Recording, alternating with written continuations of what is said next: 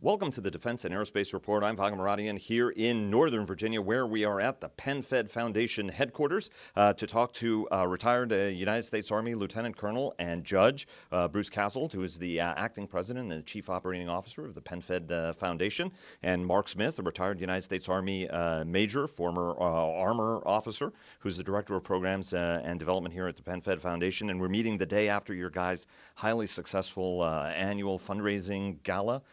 You guys should be really proud. $2.5 million raised for veterans and their families. Bruce, talk to us a little bit about the foundation. You guys were set up after 9/11 in 2001.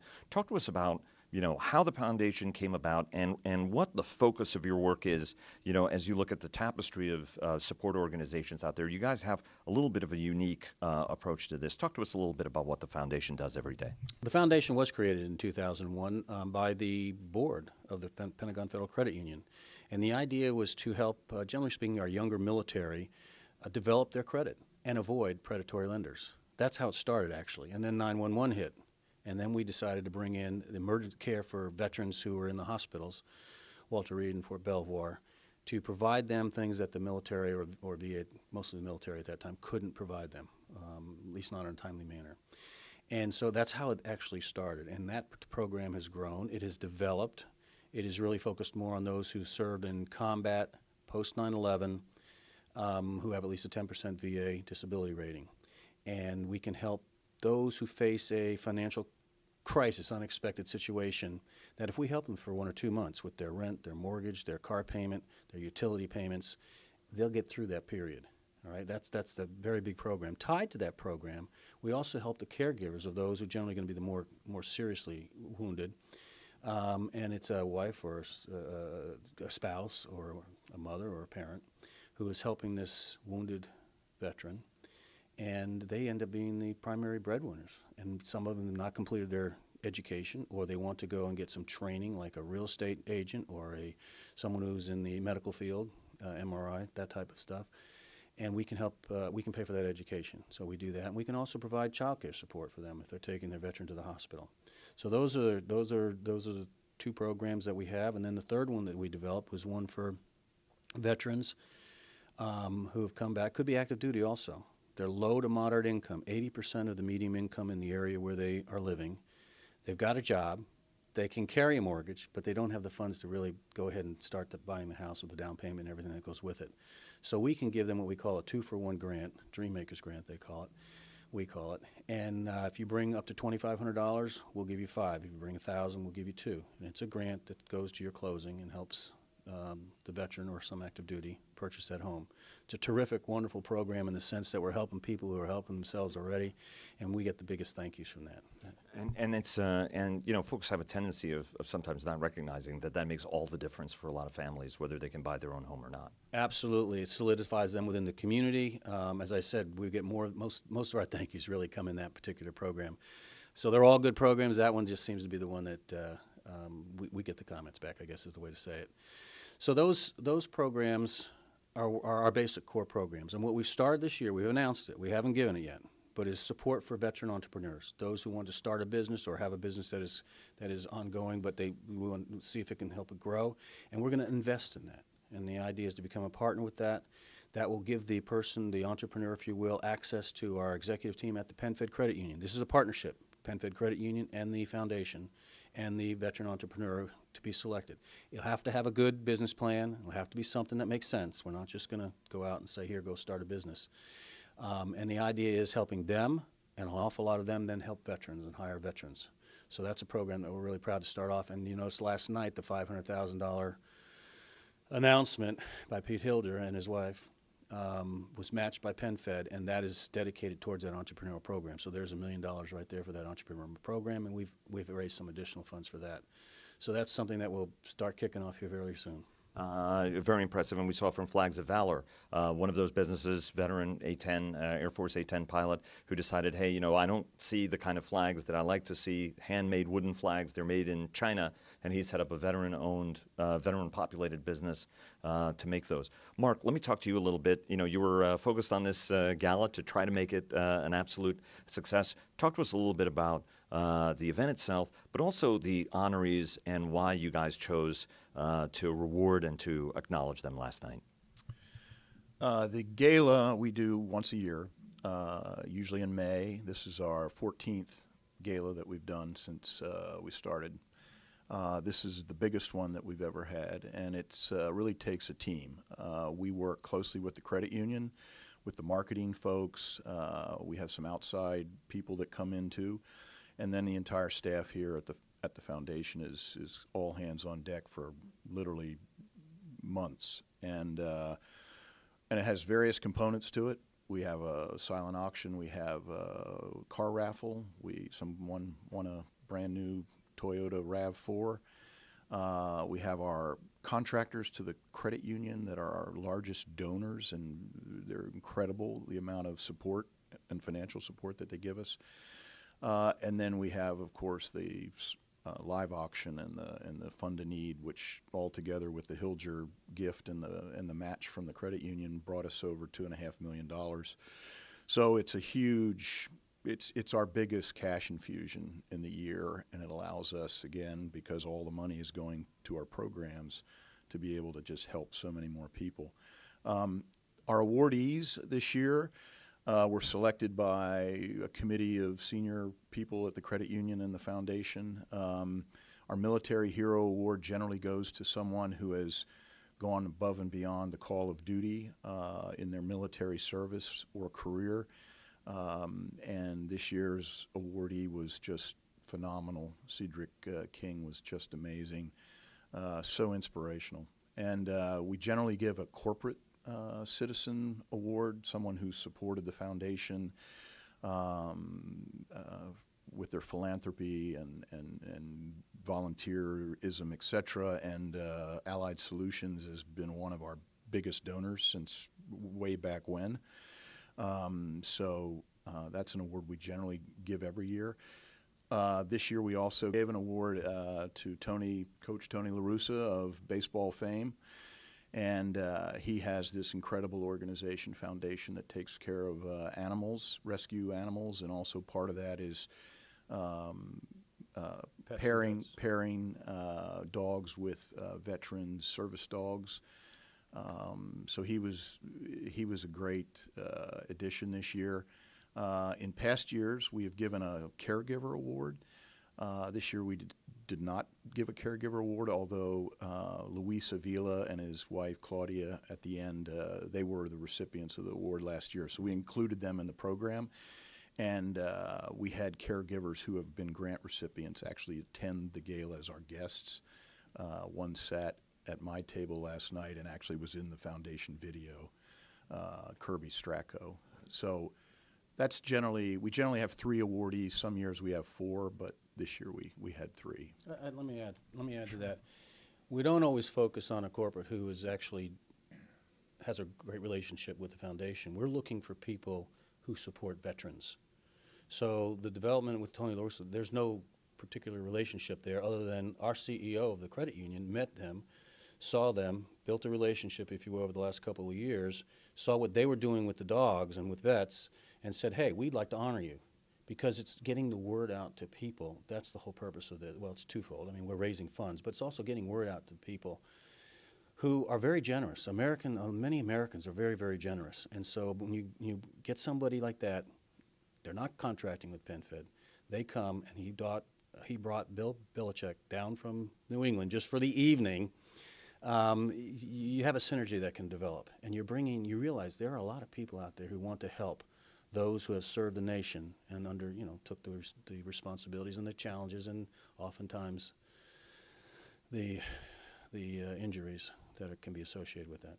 And it was really moving. Captain Avila sang last night, and that was very, very moving. Asked Bill Belichick whatever happened to the Patriots. It was a very Boston-heavy night there, given the coach now is with Boston Red Sox after a very successful career with St. Louis, where friends of mine said, gee, we like them a lot more in St. Louis than now. But talk, I want to, Mark, tell us, why Cedric? You guys have so many possible candidates for the award. Why was Cedric King Why did he shine? Why did he stand out as far as the selection team was concerned? So in the past, our military hero recipients have been people like Gordon Sullivan, former Chief of Staff of the Army, or Flo Groberg, a Medal of Honor recipient. Cedric represented for us all those attributes that the foundation really stands for: overcoming adversity, challenging yourself, becoming a better person, being an inspiration to those around you, not just your comrades, but to all veterans, and taking that challenge on and just transforming your life and other lives. I mean, we felt he represented that better than anyone else we could think of.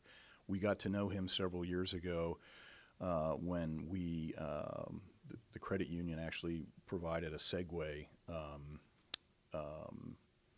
Segs for Vets. We donated one of those to Cedric, and we first met him then, and he just blew everybody away. And so it was kind of unanimous that he was the right guy for that award last night. Well, I don't think there was a dry eye in the room, and I mean, talk about an inspirational figure as a double amputee. Bruce, when we started talking, you mentioned that one of the ways that you got started was, in part because of the predatory lending that was going on.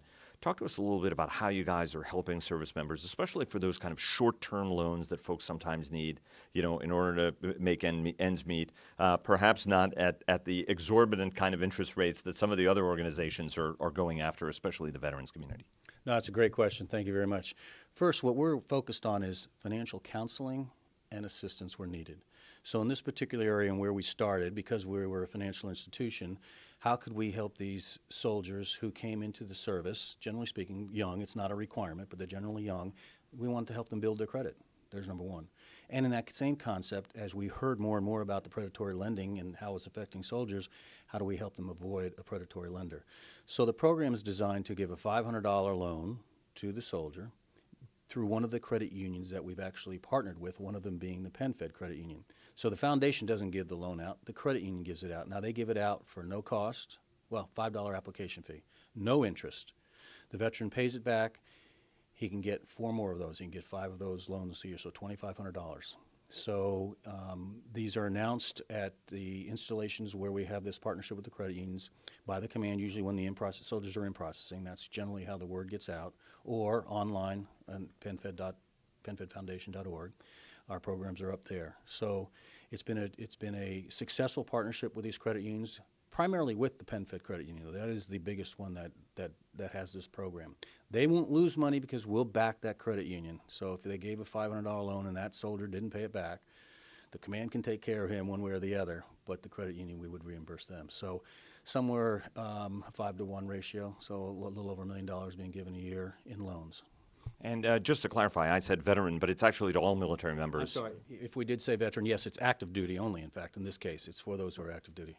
So I take full responsibility for the follow-up on that. So Mark, going to you.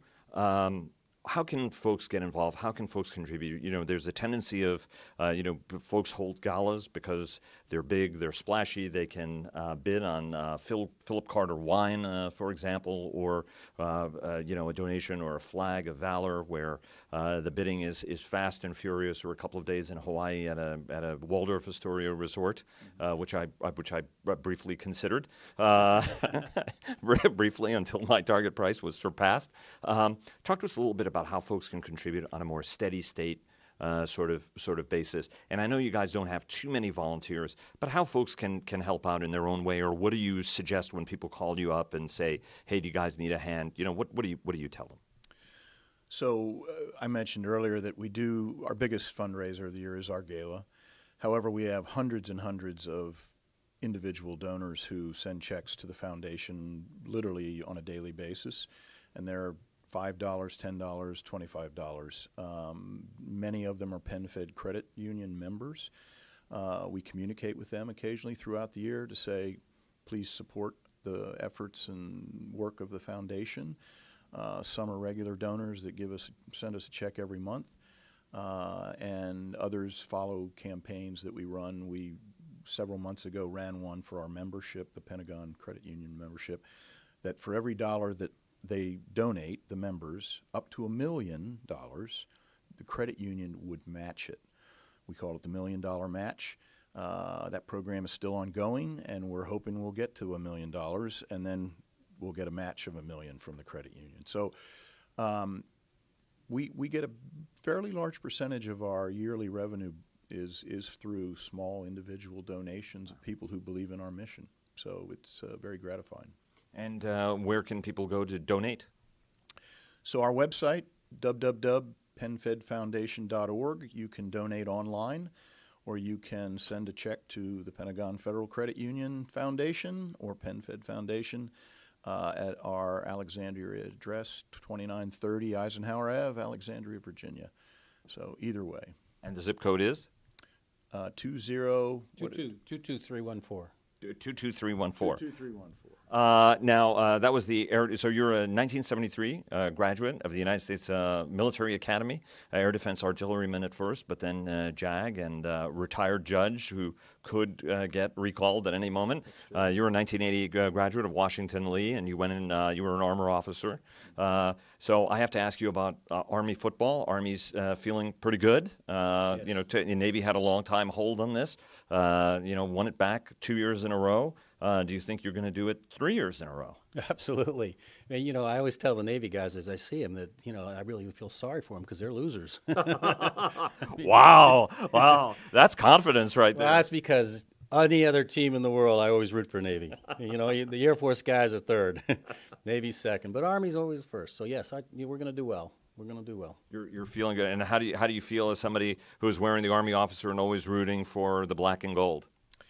Well, even better, which I didn't tell you earlier, I taught at West Point for 4 years too, so I have very strong affinity for the old Army team, and I'm always pulling for Army. Well, the Corps of Cadets has just a terrific spirit.